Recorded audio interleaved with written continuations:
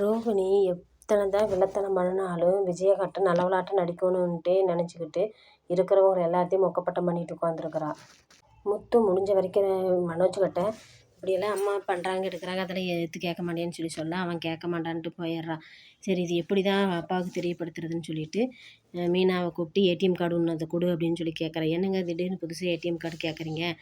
ஆமாம் அப்படின்ட்டு ரோகிணியெல்லாம் அம்மாட்ட ஏடிஎம் கார்டு கொடுத்துட்டாங்களா, நீயும் உன்னோட ஏடிஎம் கார்டு கொடுத்துரு அப்படின்னு சொல்ல அண்ணாமலை வந்து என்னடா முத்து பேசுகிற அப்படின்னு சொல்லிட்டு, ஆமாப்பா உனக்கு ஒன்று தெரியுமா, இங்கே அம்மா வந்து இப்போ எல்லாம் வசூல் ராணியாட்ட மாறிட்டாங்க. இப்போ ரோகிணியோட பார்லர் அம்மாவோட ஏடிஎம் கார்டை வாங்கி வச்சுக்கிட்டாங்க அப்படின்னு சொல்லி கேட்க, ஏன் விஜயா இப்படி பண்ணிகிட்ருக்க அப்படின்ட்டு, உங்களுக்கு ஒன்றும் தெரியாது கம்முனு பேசாமல் இருங்கன்னு சொல்லி விஜயா சொல்ல, இப்படியெல்லாம் பண்ணால் என்ன அர்த்தம், அவங்கவுங்க சம்பாதிக்கிறது அவங்கவுங்க செலவுக்காக தானே, நீ இதெல்லாம் பண்ணலாமா அப்படின்னு சொல்லி கேட்டாங்க அண்ணாமலை.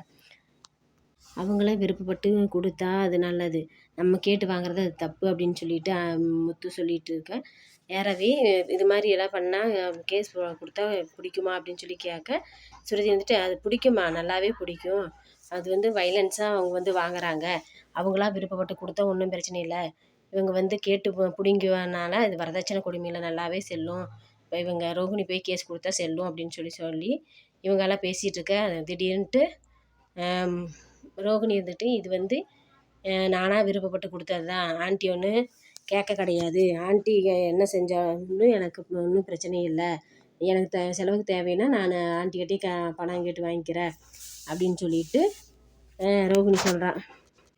ஆண்டிகிட்ட நீங்கள் என்னை கெட்ட பேர் பண்ணி பார்க்கலான்ட்டு பார்க்குறீங்க, நான் தான் என் விஷயத்தில் தலையிடாதுன்னு சொல்கிறேன், ஏன் நீங்கள்லாம் கேட்க மாட்டேங்கிறீங்க, எப்போ பார்த்தாலும் என் விஷயத்தையே நோண்டி நொங்கெடுத்துக்கிட்டு தலையிட்டு பேசிகிட்டே இருக்கிறீங்க அப்படின்னு சொல்லி ரோகிணி கேட்க முத்துக்கு ரொம்ப அசிங்கமாக போன மாதிரி ஆயிடுச்சு.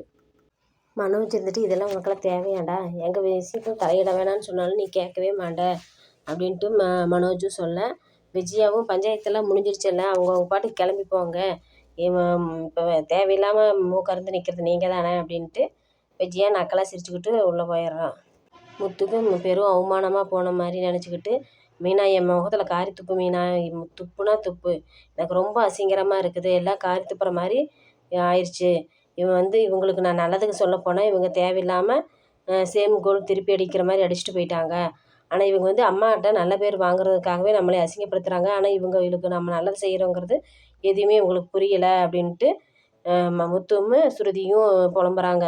ஆனால் இருந்தாலும் இவங்க செய்கிறது தப்பு தான் அப்படின்ட்டு என்னமோ பண்ணிட்டு போகிறாங்க, இனிமேல்னாச்சும் இந்த விஷயத்தில் தலையிடக்கூடாது அப்படின்னு சொல்லி நினச்சிட்டு இருக்கிறையில் அண்ணாமலை வந்துட்டு, டே உன்னால் நானும் தாண்டா விஜயகாட்ட அவமானப்பட்டு நின்னேன், விஜயா பார்த்தியே எப்படி மறைச்சிட்டு போகிறா, ஏளனமாக சிரிக்கிறா, இது தேவையில்லாதது தான் விடு, அவங்க என்னமோ பண்ணிட்டு போகிறாங்க அப்படின்ட்டு எதையும் நீ ஃபீல் பண்ணி கவலைப்படாத விடு அப்படின்னு சொல்லி அண்ணாமலை சொல்ல, டே அண்ணாமலை இருந்துட்டு, டே உன்னோட தலைவர் கண்ணதாசன் சொன்னார்ல, ஒரு பாட்டு எழுதுனாரா, அது மாதிரி தாண்டா இது, யாரும் இருக்கும் இடத்தில் இருந்து கொண்டால் எல்லாம் சவிக்குமே அப்படின்னு சொல்லி சொன்னது போல தான்டா, நம்ம தேவையில்லாமல் மூக்க நுழைக்கிறது தப்பு, சரி நீ உன் வேலையை பார்த்துட்டு போ, சவாரி வந்தால் இது போய் பாரு அப்படின்ட்டு அண்ணாமலை சொல்லிட்டு போகிறாரு.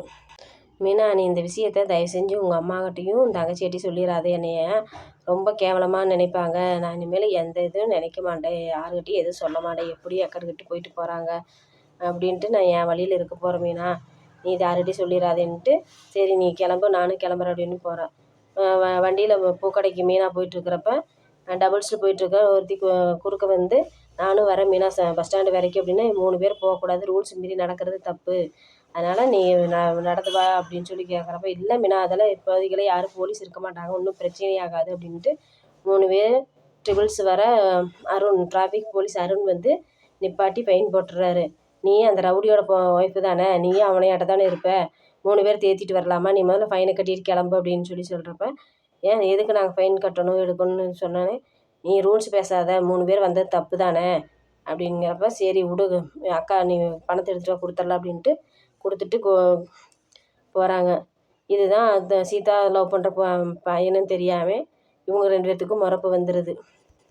மீனா கிளம்பி போனானே, சீதா வர, சீதா வந்து அருண்கிட்ட பேச வந்தேன், நான் உன்னை பார்க்கலான்ட்டு வந்தேன், நீ கரெக்டாக என்னையை பார்க்க வந்துட்டியா அப்படின்ட்டு, இப்போ தான் எனக்கு டியூட்டி முடிஞ்சுது அப்படின்னு சொல்லி சொன்னேன், அன்றைக்கி வா வண்டியில் போகலாம் அப்படின்னு கூப்பிட்றப்ப, ஐயோ வேணாம் சாமி, அன்றைக்கேவே நம்ம 2 பேரும் வண்டியில் போனதையும் எங்கள் அக்கா பார்த்துட்டாங்க.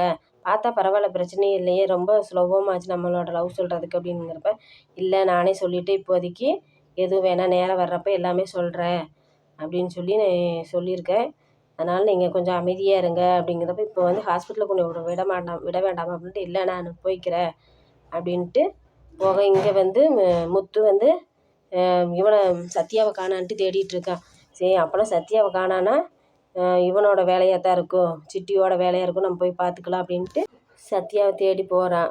போகிறதுல இடையில சத்யாவோட பைக் நிற்குது. ஐயோ அது இங்கே பைக் மட்டும் தான் இங்கே இருக்குது, ஆள் எங்கே போனான்னு தெரியல. சரி பார்க்கலாம், இந்த சிட்டியோட வேலையாக தான் இருக்கும், வா அங்கே போய் கண்டுபிடிக்கலான்ட்டு போகிறான். இந்த இடையில கோயிலுக்கு விஜயா போகிறப்ப சீதா ரோகிணியோட அம்மாக்கிட்ட ரோகிணி பேசிகிட்டு இருக்குது பார்த்துட்றாங்க. அது வந்து அடுத்த வாரத்தில் நடக்கும். இந்த எபிசோடு என்னன்ட்டு அடுத்த வாரத்தில் பார்க்கலாம்.